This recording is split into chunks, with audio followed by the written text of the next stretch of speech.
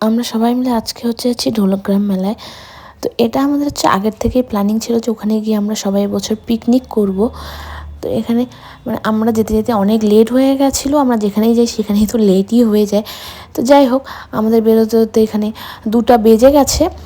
আমরা এখন এই কয়েকজন এখন টোটোতে যাচ্ছি, আর বাকিরা এখন বাইকে আসবে, আবার অন্য টোটোতে আসবে। আর আমরা আগেই চলে এসেছি, যেহেতু অনেক লেট হয়ে গেছে, তো জায়গাও দেখতে হবে ওখানে গিয়ে। তো সেই জন্য আমরা আগেই বেরিয়ে পড়লাম। তারপর একটা জায়গা চুজ করলাম। তো ওখানে সবাই বলতে অনেক লোকেই খাচ্ছে, এক একজন এক এক জায়গায় খাচ্ছে। তো এই জায়গাটায় যে সামনে দেখলো তোমরা, ওখানে আমরা এখান থেকে চালটা নিয়ে যাইনি জন্য তারপর মা আমি চাল নিতে চলে গেলাম। তারপরে এসে চা বানিয়ে এখানে চা খেলাম। আর ততক্ষণে দিদিরাও চলে এসছে, ওরা একটু পরে এসছে আমাদের থেকে। তো ওরাও চলে এসছে এখানে। তারপর সবাই মিলে চা খেলাম, জিলিপি খেলাম। তো এখানে যেহেতু পিকনিক তো একটু ফিল করতেই হবে, তাই একটু এক্সট্রা আইটেম করা হয়েছে। তো আমাদের যেহেতু অনেক লেট করেই এসেছি, তো সেই জন্য আবার অনেকটা লেট হয়ে গেছে রান্না করতে। আমরা মনে হয় সবার লাস্ট ওখান থেকে খেয়ে বেরিয়েছি। আর আমাদের একটু সবজিও বেশি ছিল আইটেম, যেহেতু শাক বানিয়েছিল, তারপর মাছ বানিয়েছিল, মাছের ডিম, অনেক কিছু করা হয়েছে। চা খেয়েছি আমরা 3:30টার সময় ওখানে গিয়ে খাবার বানানো শুরু করেছি। তো আমাদের খেতে খেতে অনেকটাই লেট হয়ে গেছে।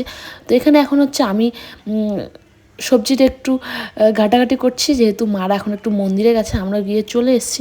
বাকিগুলো আমি তোমাদের সাথে অন্য ভিডিওতে শেয়ার করবো। আর এটাতে এই খাওয়া দাওয়া এইসবই তোমাদের সাথে শেয়ার করলাম। আর এই যে আমাদের এখানে সব কিছু হয়ে গেছে।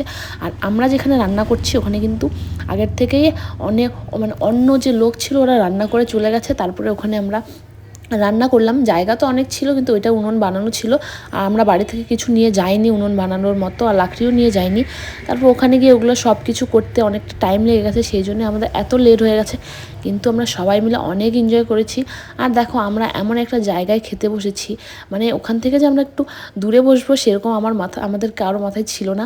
আর খাওয়ার সময় এত অসুবিধা করে খেয়েছি, তোমরা হয়তো দেখতেই পাচ্ছ যে এক একজন কীভাবে বসেছে। একদম মাঝখানটা উঁচু, চারিদিক জায়গাগুলো নিচু, সবাই খাচ্ছে আর স্লিপারের মতো এখন স্লিপ করছে।